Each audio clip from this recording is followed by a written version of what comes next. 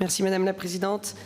De la montagne à la campagne en passant par de grandes villes, même s'il ne lui manque que la mer, elle a ses lacs. Notre région est un écrin dans l'écrin, un enchantement des yeux, des papilles, des oreilles et une véritable alliée pour notre santé, pour qui brûle d'envie de l'arpenter.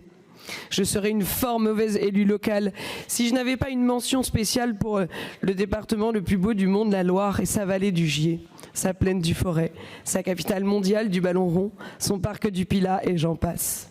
De Noir-Étable en passant par Saint-Pierre-la-Palud, Saint-Julien-Molin-Molette ou encore Sainte-Agathe-la-Boutresse, notre terre sent terriblement bon le pain qui croustille, la viande qui rôtit, la pomme sucrée, la chasse, la pêche et la vigne qui nous met toujours d'accord à la fin, tant que le verre est toujours plein. Vous l'avez, moi j'ai faim de mon terroir. Mais pour faire d'Auvergne-Rhône-Alpes la première destination du tourisme européen, alors moi j'aurais amendé en disant du monde en fait. Il faut d'abord l'aimer et la servir, un peu comme la France. Il faut mettre en exergue son patrimoine vernaculaire, sauver ses églises au lieu de les transformer en projets culturels, comme on peut le faire à Saint-Chamond. Il faudrait que chaque élu régional soit l'ambassadeur de son territoire, faire de notre région une destination privilégiée. Ça commence maintenant, peut-être avec cette intervention.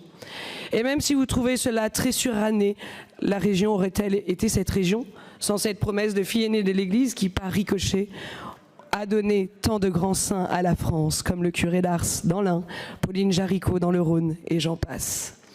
La région serait-elle la même sans nos femmes chefs gastronomiques, comme Anne-Sophie Pic dans la Drôme, ou les Trois Gros chez nous, et qui peut se vanter de pouvoir apercevoir la chaîne des Alpes à des centaines de kilomètres, alors que c'est pourtant là le signe d'un mauvais temps prochain. Comment ne pas mentionner ces géants d'Auvergne qui dorment et qui font briller dans les yeux de nos enfants la crainte fantasmée d'un possible réveil, qui drainent curieux et amoureux de la géologie, ne se lançant jamais de venir contempler celle qui sera définitivement plus grande, plus forte et plus puissante que nous, la nature. Et au-dessus d'elle, celui qui la créa. 3 minutes, c'est trop peu pour convaincre, j'entends la gauche qui s'étonne, quiconque, de venir visiter notre pays dans le pays.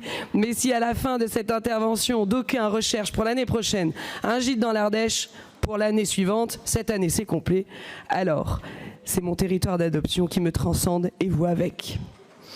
Et si je repense avec tendresse chaque année qui passe depuis 16 ans, ce jour où mon Stéphanois de Marie m'a séduite dans la forêt de Valais, c'est parce que je suis convaincue que le chauvinisme, le régionalisme est le plus beau des défauts politiques. Alors je prends pour exemple, je vous sens tout ému et moi aussi avec, mais je n'ai plus le temps.